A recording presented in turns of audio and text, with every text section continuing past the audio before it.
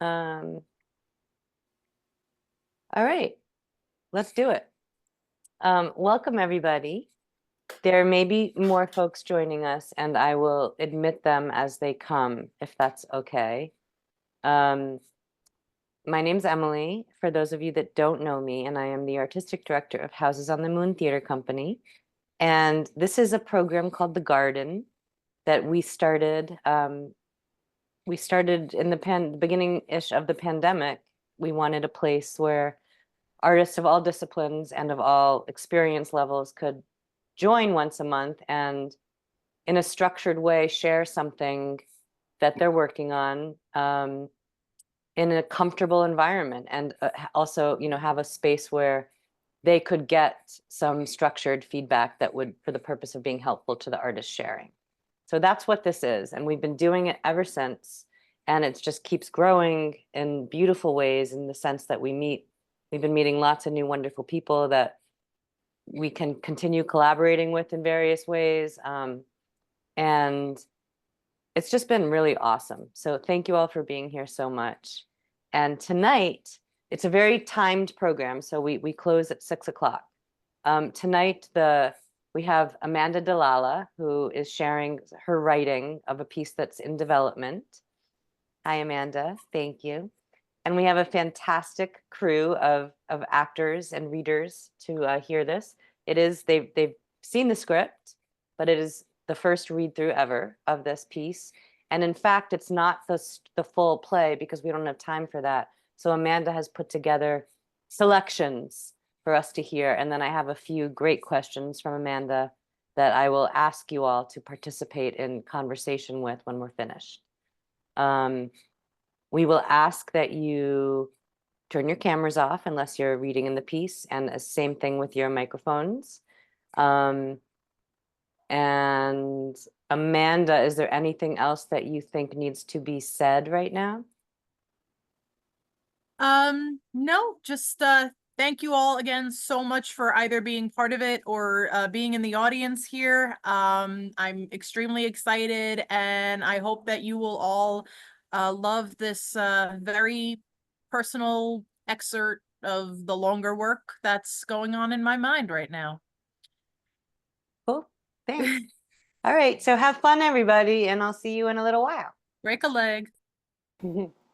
Okay, selections from Lemonade Stands by Amanda DeLalla. Section 1. At front and center in a lone spotlight is Anne Mileno, who will later take the name Futaba when she becomes an apprentice.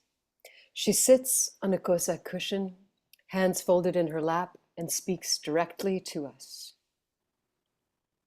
There's an old Zen mantra that tells us to embrace pain.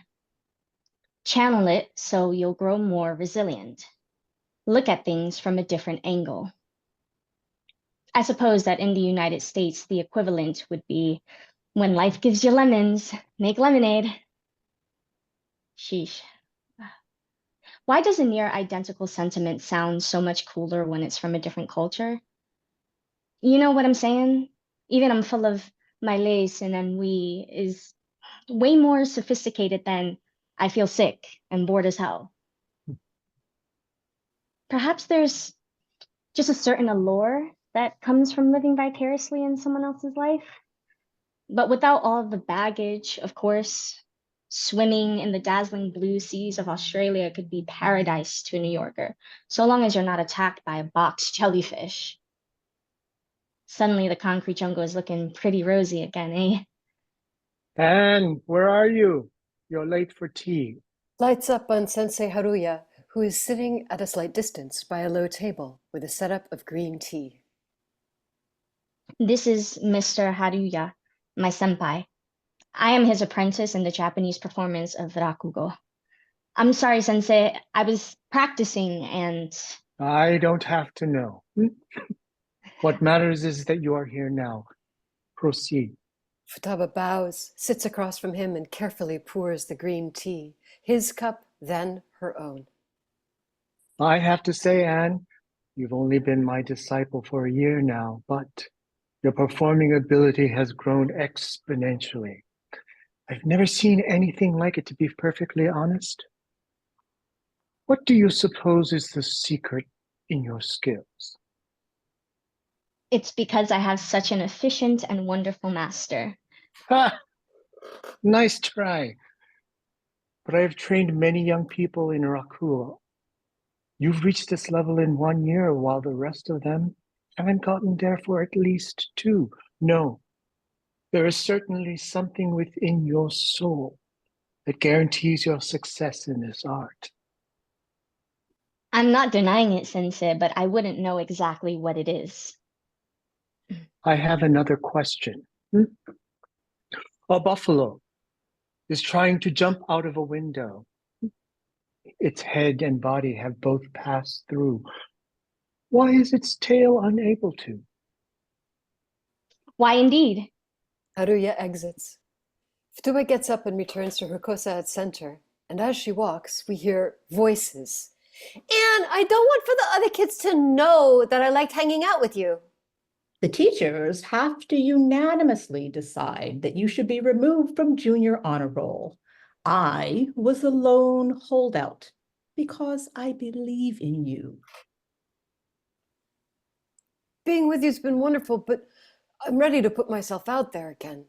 I'm sorry, but she legally can't come back till the form is signed to affirm that she won't be a threat to herself or others. You disgust me.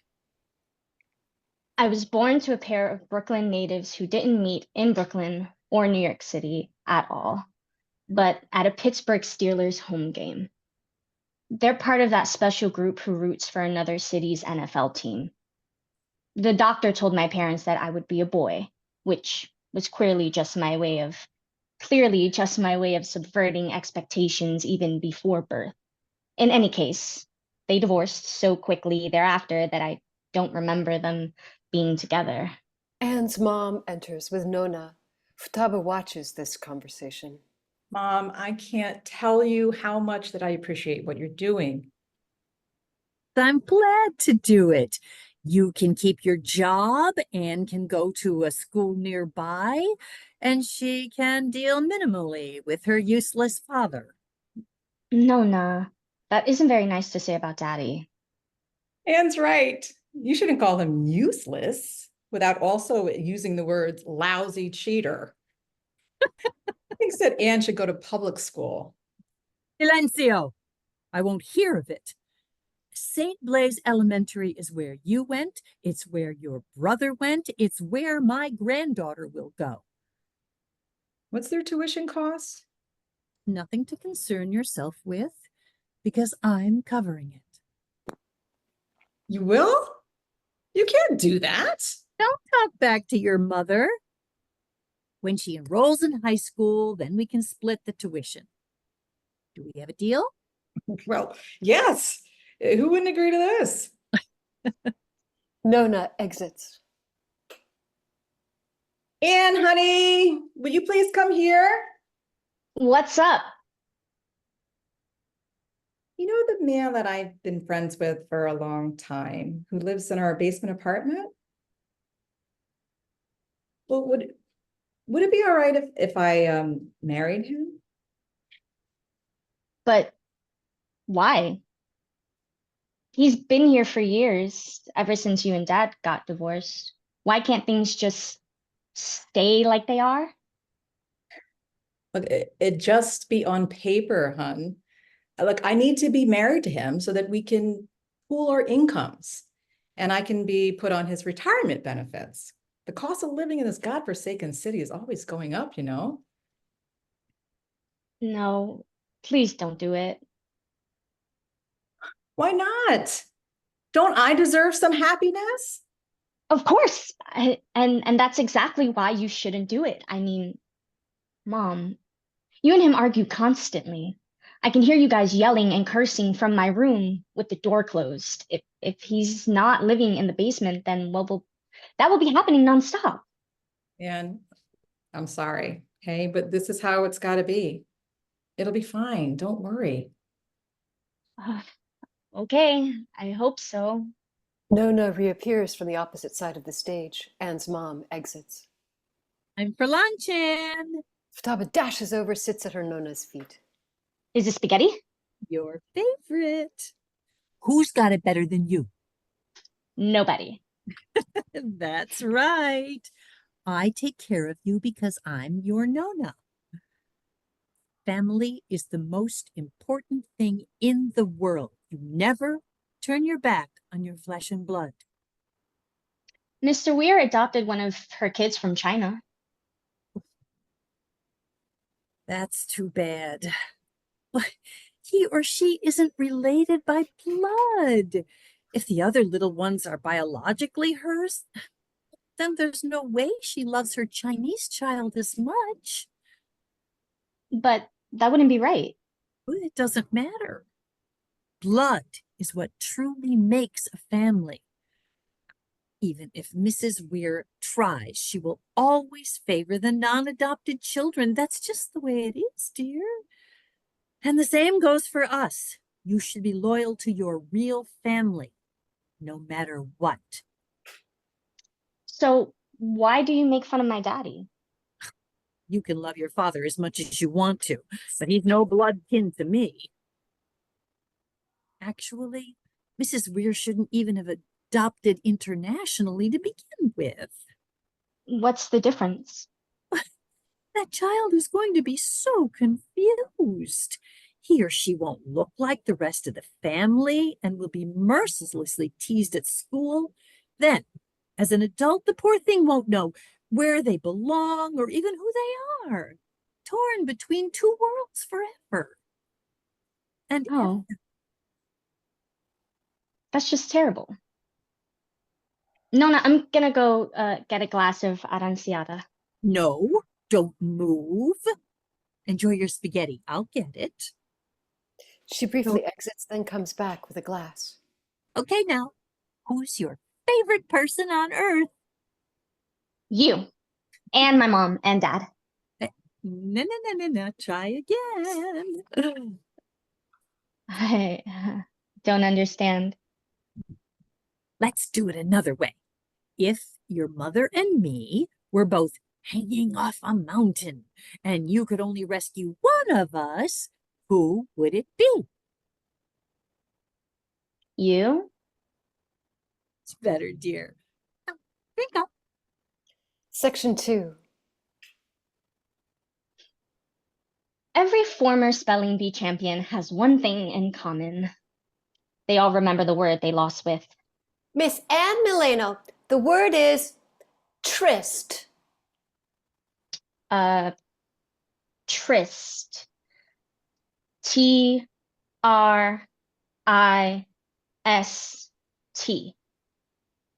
Tryst. Sorry, Anne, that is incorrect. Wrist. There is no 11-year-old child who should know what a tryst is. I'm going to appeal to that judging panel. Clearly, it was a rigged contest. Nona storms off stage. Well, in any case, we're really proud of you, dear. You put in a wonderful effort as the spelling bee face of St. Blaise School. Thanks, Mrs. Weir. So where's everybody else? You know, the principal, some of the other teachers, students who might want to cheer me on. Anne, it's just your grandmother and me today. I'm sorry. Anne shrugs, and they sit on the bench. I'm not too surprised. They've all got favorites.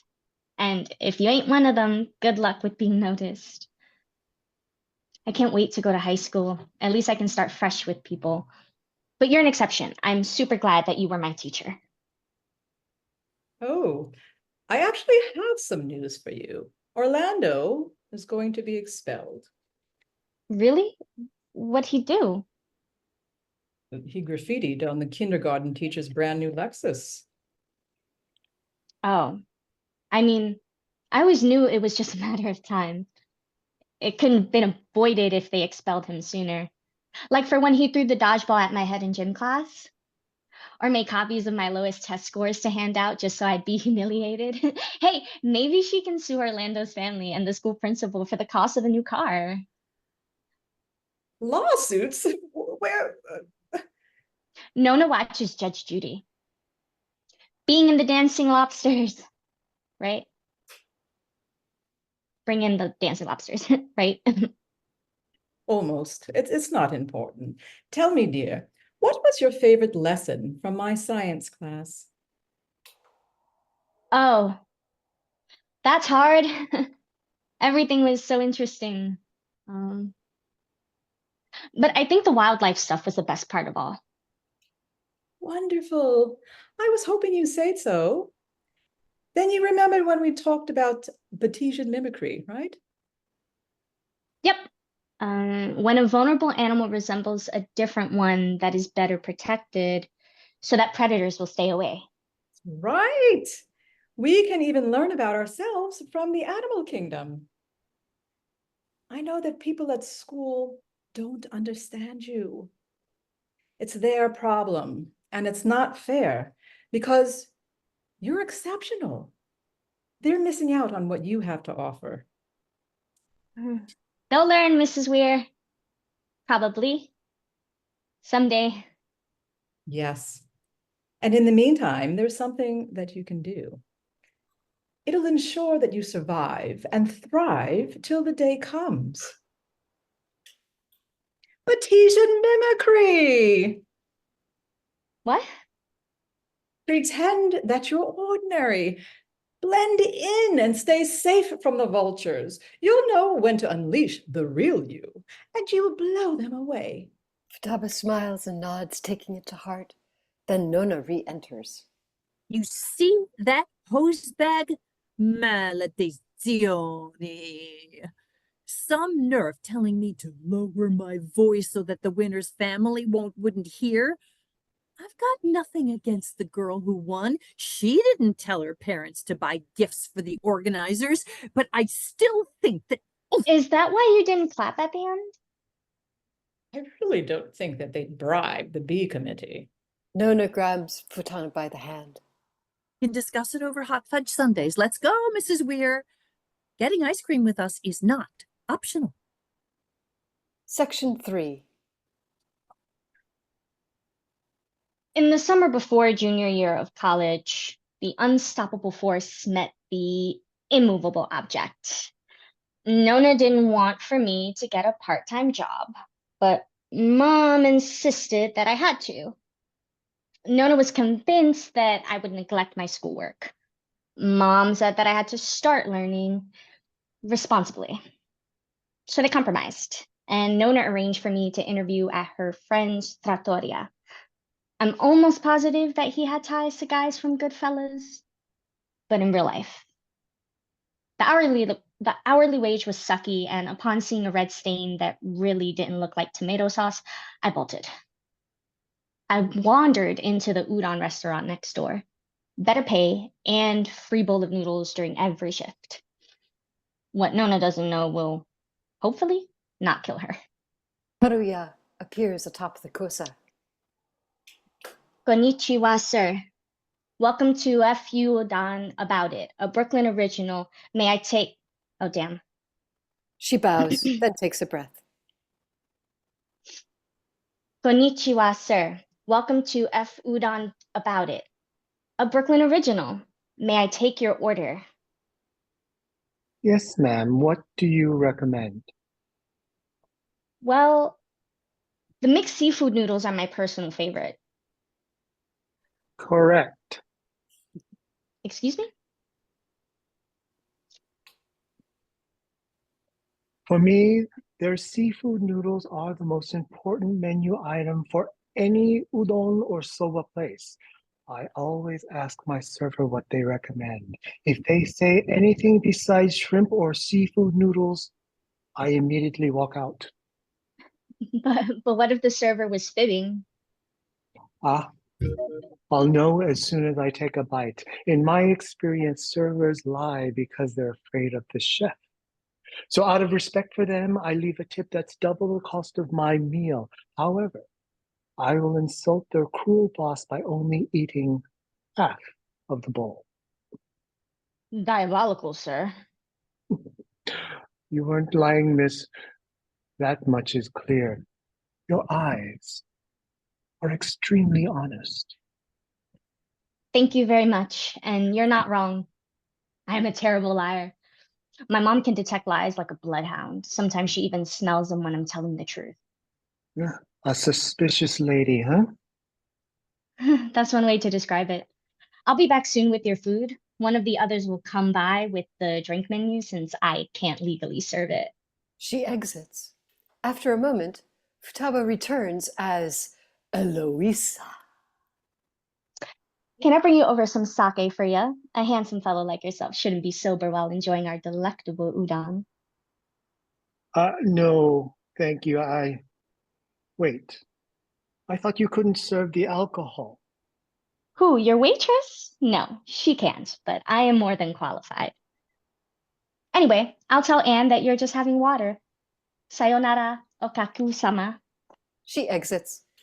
Haruya shrugs. Then Futaba comes back with a tray. Here you are. One steaming hot bowl of mixed seafood udon. Extra salty. What? What? Do you like spice? I could put some chili pepper on the side, and you can season it to taste if that's what you Yes, want. yes. Spicy udon is good. Thank you. It's just, who is the other waitress that's working today? I don't know what you mean. Other than me, we only have male servers scheduled for lunch shift. Sir, you look really pale. Maybe hold the chili powder till your next visit, assuming that you'll eat here again, of course. I do believe that I will. Thank you for your magnificent service today, and to whom am I showing my gratitude? It's no trouble. I'm Anne Mileno. Pleased to meet you. Likewise. Here, take my card. He hands over his business card. Kishino Haruya, noodle gourmand, teacher, rakugo performer. Rakugo? So you noticed. There is much to talk about, but I don't want to interfere while you're working. Let's save your question for the next time around. As you wish. Arigato. And remember, before you buy noodles elsewhere, F udon about it. I'm sorry, I'm just, it's company policy. She bows again, and Haruya exits. Futaba assumes his spot on the kosa. Anne's mom and her stepdad appear from opposite ends of the stage. What's the matter with you? Nothing. Is it because of what I said about Anne? That she isn't normal? She's fine. She's just being a drama queen like always. Look, I got a feeling that she can't control when it happens. And frankly, even if she is doing it on purpose, it still wouldn't be normal. She needs to see a doctor. Okay, whatever. She sips a drink. Did you already pour another one? It's 5 o'clock somewhere. Yeah, and here it's 1 p.m. Am I hurting anybody? Do I not get to enjoy myself after 5 days every week, working 5 days every week? No, you ain't hurting anyone. Thank you, okay? I mean, you should start grilling the steak kebabs, all right? They'll be here in less than 2 hours. Anne!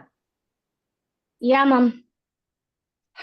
We have to be good hosts, okay? So if you see that somebody's cup is empty, you should offer to fill it back up again. Oh, I would, Ma, but I was planning to try the new Game Boy Color that I got for my birthday. Ah, I told you. She gets a new toy or book or whatever, and then she neglects every person on Earth. Why won't you sit outside with us? It's like you enjoy being antisocial. I don't know. I just feel awkward. I don't have anything in common with your friends. You don't have any friends of your own either. That's not true. Okay, then where are they? How often do you talk to them? When do they come over to the house? It doesn't matter. I know that That they they like are you. Right, right. With zero chance that they're just trying to be nice, trying to not completely hurt your feelings. Okay, okay, that's enough. All right, stop picking on her. Get into the backyard and start cooking. And stepdad leaves. Don't listen to him, Anne. She follows him off stage. And are you listening to me? A spotlight appears over Haruya. Of course, I am, Sensei. I am ready for my lesson. Lesson. We can't do that yet. Not until you have a firm grasp of what rakugo truly is. I've gone on Wikipedia. Oh, congratulations on your achievement. I'm kidding. Why don't you tell me what you already found out? Oh, okay. Rakugo is an ancient Japanese art of, for lack of a better term, stand-up comedy. A funny anecdote or awful pun, one performer seated on stage, a fan, and a piece of fabric as props. The audience imagination does the rest. I see, I see. So why do you want to train in this ancient art form? Well, I struggled with fitting in at school. Then when I tried to be my true self at home, it became apparent that there was no place for her there either. So I figured that I could be reclusive, or I could flip the script and use those feelings for something constructive. Well said. Clear and concise from start to finish. You're very good with words, Anne. That's important. Oh, thank you. I always have been in grade school. I was a spelling bee champion, and the other kids would often ask for my opinion on their composition papers. Sounds to me like you were very popular. Not at all. I mean, don't get me wrong, it doesn't bother me anymore, but I won so many spelling bees that the principal eventually banned me from them so that the other kids had a chance. And although I helped out with their papers, I knew that they talked badly behind my back, excluded me from groups, insulted me right to my face. I felt constantly lonely. They insulted you to your face? What on earth could they have said? It's really blurry now, but I remember two specific instances. When Nona and Pop took me to Amish country for spring break, we happened to run into another classmate, Haley, who was there with her grandparents too. It was so much fun. We stopped at markets, walked through farmland, and took lots of pictures. At the end of the trip, Haley asked me not to show the pictures to anyone at school. Her exact words were, quote, "I don't want for the other kids to know that I liked hanging out with you, Anne." End quote. The other incident was more unusual in that I do bear some fault for it. That's hard to believe, Anne. But it's true. My Nona, let's say that she had some strong convictions about certain things, and those were drilled into me from a young age.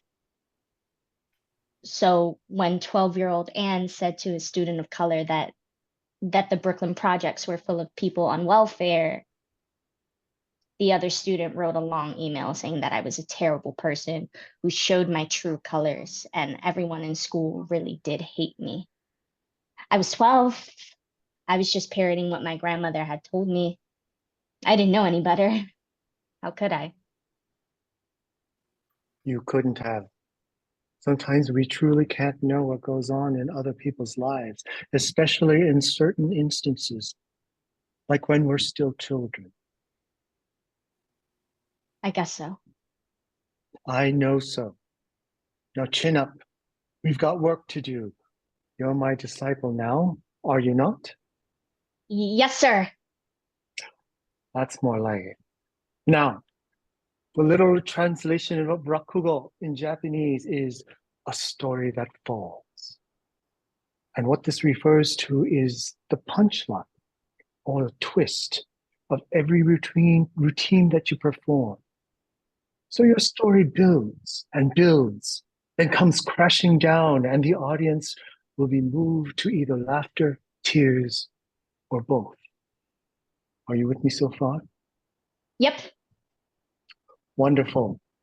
Now, as you know, a rakugo artist plays all the roles in their one-person show. The designated props, your fan, and a piece of cloth will help. But you'll also need to master command of your head tilting, facial expressions, and tone of. Section 4. Anne as Eloisa and a businessman. Welcome to Plaza Hotel, stranger. Business or pleasure? Excuse me? It's 11 p.m. on a Friday, and you've come to my bar. Before I can offer a quote for my services, I ask if you're visiting for business or pleasure. Wait, He produces a little piece of paper. I don't think that I've come to the right place. My coworkers didn't say anything about an escort. They said that I should come to this bar and ask for Eloisa. Congratulations. You found her. And I'm certainly not an escort. I do private dances in guest rooms, like an entertainer. No nudity whatsoever. Oh, good. Thank heavens. We're in town for a business trip, and the guys said that Eloisa could keep me company while they camp out in Central Park and get stoned. You weren't invited into their bong bash? I just turned them down. I'm not into that stuff. She nods, begins preparing a cocktail. Is a gin and ginseng Arnold Palmer good for you? Yeah, that sounds fine. Excellent. Something tells me that you're also not into exotic dancing. You seem to be somebody who would rather spend his night at the library. Maybe, but no library's open at this hour. If you don't mind my asking, how old are you, sir? Mid-40s. Why do you ask? She places the glass on the bar. You got a family? Well, I have 2 children, but their mom hasn't been around for a long time. I see. Then you probably have a tight bond with them. I do the best I can, like most parents, I suppose. I'm very lucky that my own mother is still around. Otherwise, I wouldn't be able to keep this job. What with the business trips. So they stay with their grandma for extended periods of time. Oh, God, no. No, I ensure that they're at the airport on the day that I come back. That's interesting. How do you like the drink? It's nice. Quite refreshing. Tastes just like the golfer. None taken, I understand. Oh, wait, what happened? Oh, very funny. Still, it's wild how folks who don't know anything about golf, they know his name. What's in a name? I called myself Eloisa because I'm at the plaza. You know, like the girl in the children's books, with a twist. Oh, I had a feeling there was a connection. My kids like those books, but I probably won't tell them that I met you here for obvious reasons. No offense. None taken. I understand. Thanks. You just never know how kids will associate things. Oh, I agree. Case in point, Knocking on Heaven's Door is a song that I despise. I would claim that it's just objectively bad. But those words would be empty. That's why I would never introduce myself to unattractive guys here, naturally. It'd be clear as day that my dance for them was painfully soulless. No, I do believe that my dislike for the song is tied to the only memory that I have of it. I was probably about, 10 years old. Mom and my dad brought me along to some party at some house that I suppose was to mark the start of the summer. I remember that the sky was orange because I went right to the backyard trampoline and jumped around. I was the only kid there. Night grew dark. Hours went by. Everyone got drunker. I became bored and uncomfortable. The final memory that I have of the night was a group of mom's redneck expatriate friends, intoxicated beyond belief, loudly crooning, knocking on heaven's door. Isn't this just the silliest thing you've ever heard? Well, no, no, you were still a little girl. I can't think of too many kids that would actively enjoy being surrounded by a pack of incoherent 40-somethings. You're really sweet, sir. Too much so. Too good to be getting mixed up with this crap. She turns his drink glass upside down. I'm cutting you off. Keep your money and tell your friends that I refuse to take it because you were so wonderful. Then go home to your kids. I can tell that they're lucky to have you. End of the excerpts.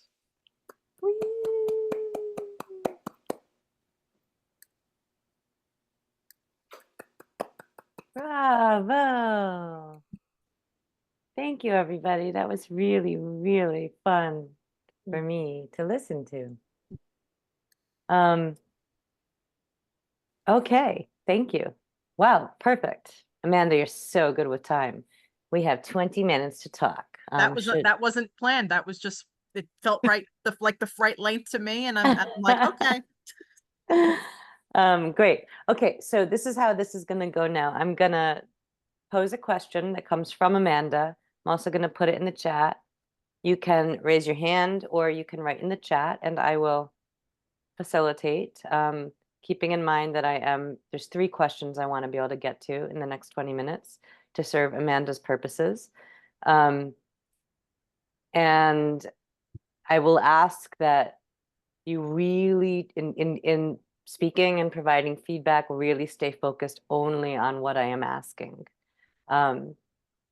Thank you all so much. Actors, you were wonderful. Amanda, that was really great to hear. And so the first question is, and I'm going to put this in the chat right now, is that, so Amanda has gotten feedback in the past on her work that the language / vocabulary sounds too much like Amanda.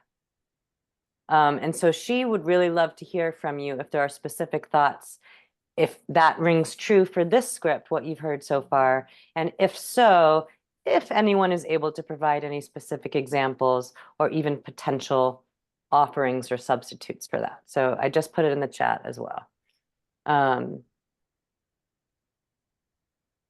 And did everyone get what I just put in the chat? Great, okay, good. So that is the first question. It's a tough one, it's a good one, and it comes from Amanda. So she definitely would love to hear any thoughts on that particular area. Dwayne.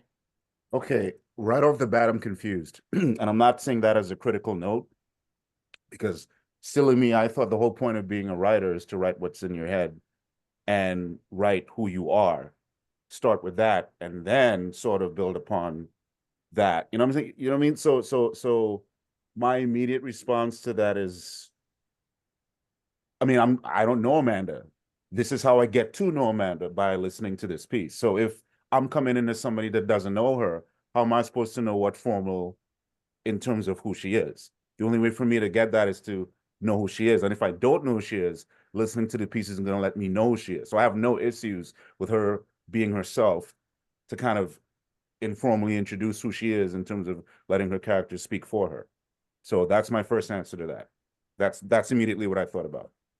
So I don't know if that helps, but that's just I guess to kind of just for a little bit of clarity, Dwayne, when they say that it sounds too much like Amanda, it's more like I've always, even when I was a kid, I've always used very advanced vocabulary, right, and just speaking formally, and even it's like they used to tell me you're 7 going on 70 in terms of the way that you talk. So if all of the characters talk like that, I guess what I'm trying to do is differentiate the speeches a little bit for each character. So then to respond to that, Blue, if that is the actor's name, it did such an amazing job conveying this character who is beyond her years. I think, you see what I'm saying? So it's going right back to what I'm saying. I don't think any other character does it, but I think for me, it's essential that the central character conveys that, if that's what it is, because that's what, and again, I don't know if I'm going against what the question is, but that still feels right to me. That if you're telling me that the criticism is that there's a lot of not complicated language, but extensive language. Yeah. I got that from the lead character. And then I have a whole bunch of thoughts about the lead character I'm not going to talk about because you're at 20 minutes and I'm trying to stick to the thing. But I will say that it's conveyed with, at least Blue wonderfully conveyed that. That's what I'm saying. So it still didn't bother me, even as the explanation as you just gave. Thank you, Dwayne. I'm sorry, I'm going to keep this really structured. Renee has her hand up first, and then Kate. And before we go to you, Renee, Leotis wrote in the chat that he doesn't believe it's an issue. A lot of writers have a trademark thing that's them. Frankly, I would be bored if you didn't, as I do not believe we can afford objectivity. Thank you, Leotis. Renee, please speak. Okay, so first thing I want to say is I don't think I've ever met you before, Amanda. And so for me, being someone who does not know you, it was not something that was distracting. Now, hearing what you said before to Dwayne, I found that her sophisticated language was an endearing quality, and it spoke to the idea of her being not normal, being unique. I felt that lended itself to further defining the character, and that helped me empathize with her and go along with her on the journey and find the humor in the interactions with other people. I did not feel like there were some times when I felt like all of the characters had a little bit of a very a somewhat formal language. Yeah. But I felt that was a style. Oh, okay. I had no issue with that.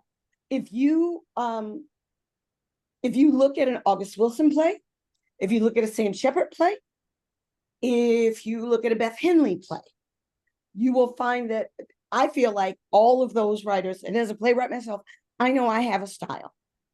And you can kind of tell it's one of my plays by the way I write. And that's okay, because that's your voice. So I did not find it a distraction. I felt like on top of helping me to understand the character, I also felt like it was a way of me getting to understand your style as a writer. And that was good for me. I enjoyed that. Thank you, Renee. You're welcome. And 10-year-old me thanks you as well. You're welcome. Kate. So I don't know Amanda either, but I'm very happy to have met her today. I felt like the characters had their own voices. I certainly felt like Nona's voice was very, very different from her daughter's voice. I felt like Anne's voice was very distinct, and then Eloisa's voice was very distinct from Anne's voice. So I didn't think that was an issue even a little tiny bit. Thank you. And you were fantastic as my grandmother. Thank you. Okay, thanks. Do we have anyone else like to speak before we move to the next question on this first topic? Amanda, do you feel sort of satisfied a bit? Oh yeah, that was actually quite affirming. So thank you. Okay, cool. Okay, we're going to move on. Next question is, at this point, do you think that an audience will need to have basic knowledge of rakugo, Japanese culture, for a better appreciation of the story? Would you say that again, please? Yes, and I also wrote it in the chat. At this point in the script development, do you think that an audience will need to have basic knowledge of rakugo, Japanese culture, for a better appreciation of the story? Got Jason and then Jenny. I'll just say for myself, I would love a little bit more of an explanation somewhere in the exposition. I was really interested in it, and it totally, once they started talking about it, I wanted to know. Yeah. And I got the sense that to a degree, this stylistically, you might be using the style as well. But yeah, I would just love somewhere at some point more of a be sort of explain what it is, so I kind of know what I'm looking for at some point. Yeah, I guess I totally hear that, and my question for that now is how to do it without making it sound like you're lecturing the audience, like you're Of not course, reading from yeah. a dictionary. So that's yeah. Great. Jenny. I think that maybe this is a very direct like suggestion just for you to put up into your head. I like the idea of maybe opening the show with her actually performing in this manner, not necessarily strictly in the form of it, but to introduce the piece like that. She starts her whole introduction as a performer in this old art form, or a sort of a version of it, like Amanda's version of this thing, so that we start with an example. And then I'm seeing in the chat, and I agree, it seems to be a sort of a central theme underneath what it is that you're getting at. And it's very resonant, this idea that like the things that people were bringing up about feeling misplaced, feeling like you're more than one person, feeling like, and especially as it's being revealed in her childhood, these women who are very unreliable narrators, who with very large swings in terms of where they exist in relationship to the world, who are completely different from one another, but who nevertheless share this characteristic of sort of an unreliability as far as a child is concerned. And I believe that might serve you as far as like giving us an example of an idea of it, and then yes, helping us to understand early on what it is. Jenny, it's so funny that you said that, and because I was in my original outline framework, I was going to end the show with that. So stage should start the show like that. Bookend I'm like, it. I like that even better. And bookend it so that it grows from the beginning presentation, and then by the end of it you have something that it like that's almost a mirror, but that has grown into whatever it is, like however you're developing your theme and your characters. That would be brilliant. Too funny. I love it. Thank you. Yeah. Great. And Amanda, are you able to follow the chat, or do I need to read everything out? Oh, You can nope, follow it, right? nope, I got it open. I'm reading it in real Okay, time. super. Thank you all for your comments. Anyone else have any thoughts on the question about having knowledge of rakugo? Yes, Matt. Sorry, I don't think it would be. I think it would. You're limiting your audience if you can only have people that know what it is to start with. So, but to your point, Amanda, the whole finding interesting and entertaining ways to drop out exposition, that is a playwright's bane, and also one of the most wonderful things about being a playwright is finding those ways to have exposition come out in a way that seems natural, but of course we know it's not natural. But no, I have no doubt that you'll find a way to have it. And starting, that's Jenny. That's a beautiful idea. Having it start as a version of one, and we'll just be immersed immediately, and we don't need to know a thing about it. And by the end of the show, we will know something about it. It's cool too, because there's like an idea of recognizability and being presented with something that somehow you're like this character is like prepared in some interesting way for what it is that comes to her, like especially this central relationship between her and her teacher. So to give the audience an idea of that, like an experience of that, of like not knowing something and then being presented with something that explains it. It's a really sort of like an experiential way for the audience to hook into your character. It's a very touching, beautiful story, Amanda. Thank you, Jenny. I think that would be Emily. I think that's a great segue into the final question, because Yep, me too. Yep, got it. That's where I'm at. So within Anne's family dynamic, what other scenes or ideas, if any, would be especially interesting to dive into? So again, here it is in the chat. Within Anne's family dynamic, what other scenes or ideas, if any, would be especially interesting to dive into? Renee's hand is up. And I might have missed this because I was trying to figure some other things out.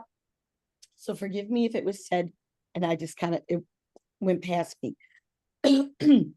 With him being the stepfather, I wanted to know what the dynamic was between Anne and her father.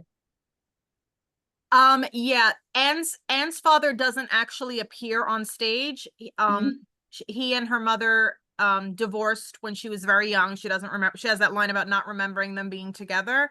And although he doesn't appear on stage, and I guess her extended family will talk about him at different points. Right, but I also wonder if there's more to go into about her interpretation of him. Her a